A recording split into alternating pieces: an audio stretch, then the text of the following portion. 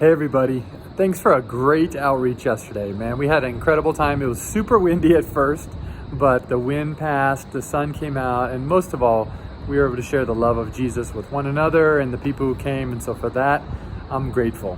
Hey, I want to talk real quick about landlords, okay? Landlords are a big deal. Landlords are probably 75% of our neighborhood.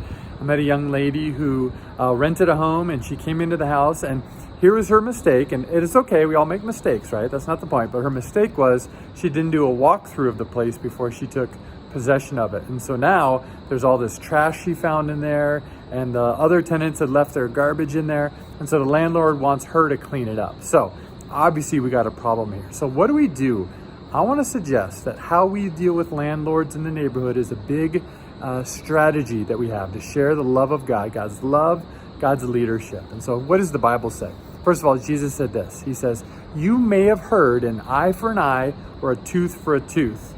And what that means in the neighborhood is that what happens is that you dump trash in mine, I dump trash in yours. The landlord screws me, I screw the landlord.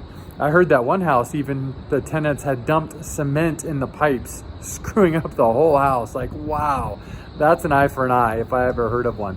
Listen, Jesus didn't say to act that way. So what we want to do is we want to learn and teach that we treat landlords differently, which means that even if they are acting like our enemy, what did Jesus say to do? Love your enemies, pray for those who do evil against you, and in fact, don't resist the evil person.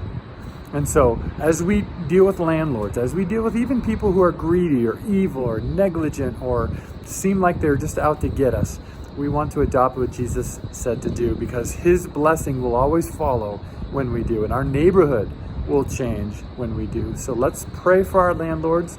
Let's do good to them when we can. And if there's a disagreement on that, if we have to fork out a couple bucks or we have to put a little bit of time to make something better, let's do it.